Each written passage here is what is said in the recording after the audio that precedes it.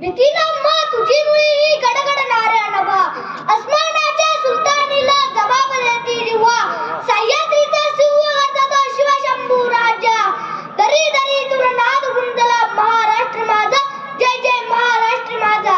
यावरून आपल्या सर्वांच्या लक्षात आलं असेल की माझा आजचा विषय आहे कसा घडूया महाराष्ट्र म्हणजेच माझ्या स्वप्नातील महाराष्ट्र कसा असावा याबद्दल मी माझे मनोगत व्यक्त करण्यासाठी आपणासमोर उभा आहे।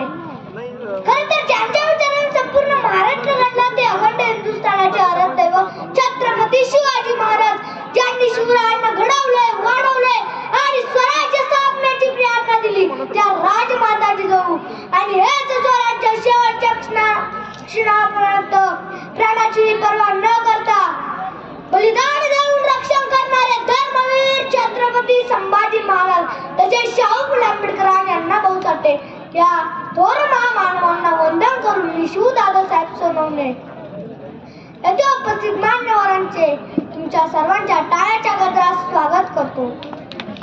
सह्याद्रीची ज्याची ज्याची ढाल देश माता विदर्भ कोकण भाऊ आहे चरणी सागरच्या हाता दारवीरांच्या भेटी घडती मराठवाडी जाता जय हिंद भूमी जय शिवभूमी जय जय महाराष्ट्र गाता जय जय महाराष्ट्र गाता।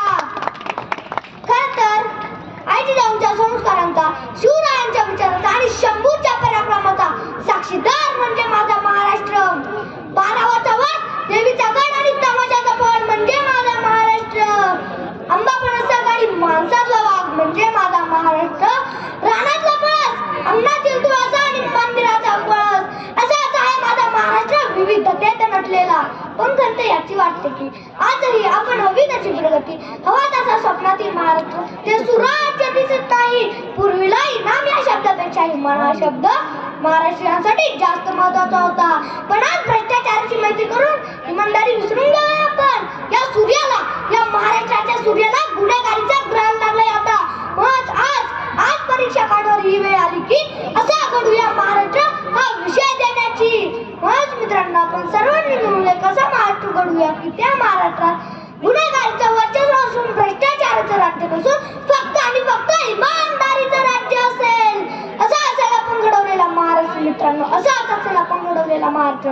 मित्रांनो शिवाजी संभाजी येसाजी तानाजी यासारख्या शूरांनी आणि वीरांनी महाराष्ट्रासाठी आपल्या रक्ताचा सडा सडला आपला जीव गमावला आणि याच महाराष्ट्रातील युवा पिढीतील युवक आज पबजी आणि फ्री फायर साठी आपले जीव गमावतात। डोळे असून अंधारासारख्या वागणाऱ्या मूक नसून मुक्यासारख्या जगणाऱ्या आपल्या या युवा पिढीला अजून कोणाची अभय आहे। तंबाखू दारू बिडी आणि पुलिसांची आजचा युवक मरायला देखील तयार आहे। एक असा महाराष्ट्र घडूया की त्या महाराष्ट्रात तंबाखूचं दारूचं दुकान दिसणार नाही एकही व्यक्ती व्यसनाधीन केलेली दिसणार नाही। एक असा महाराष्ट्र घडूया जो चारित्र्य संपन्न म्हणजे जिवंत असलेल्या सच्च्या देशभक्तांचा असेल। या महाराष्ट्राच्या सर्वोच्च शिखरावर महादेवाच्या मंदिरात कळस असलेल्या ज्ञानाच्या भंडाराने भरलेल्या शिक्षणाद्वारे समृद्ध आणि सक्षम महाराष्ट्र घडूया। मित्रांनो जिजाऊंचं अहिल्याबाईंचं येसूबाईंचं सावित्रीबाईंचं राज्य आपलं पण याच राज्यात स्त्रिया सुरक्षित नाही। स्त्रियांना 50% आरक्षण आहे पण संरक्षण नाही। आता खरी गरज आहे ती स्त्रियांना संरक्षण मिळवून देण्याची। एक असा महाराष्ट्र घडूया की त्या महाराष्ट्रात स्त्रियांना सन्मानाने कुठली नातूकोळी तुटली जाणार नाही कुठल्याच इकडे वागण्या नजरेने बघण्याची कोणाची हिंमत होणार नाही। या उलट कल्याणच्या सुभेदारच्या सुनेकडे बघून शिवाजी महाराज म्हणाले होते अशीच असती आई आमची सुंदर रूप होती आम्ही सुंदर झालो असतो वदले शिवछत्रपती वदले शिवछत्रपती।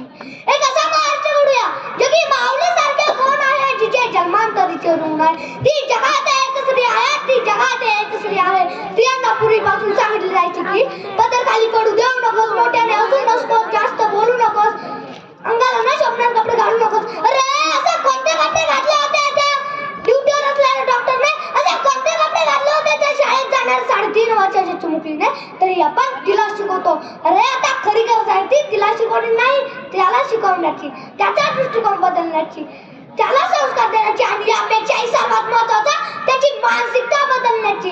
या विषयाची सांगता करता मी तुम्हाला सर्वांना एवढं सांगतो मित्रांनो महाराष्ट्र हा फक्त भूगोलाचा प्रश्न नव्हे। मित्रांनो महाराष्ट्र हा फक्त भूगोलाचा प्रश्न महाराष्ट्राची ओळख आहे. प्रगतिशील, सुसंस्कृत आणि सदृढ महाराष्ट्र घडवण्यासाठी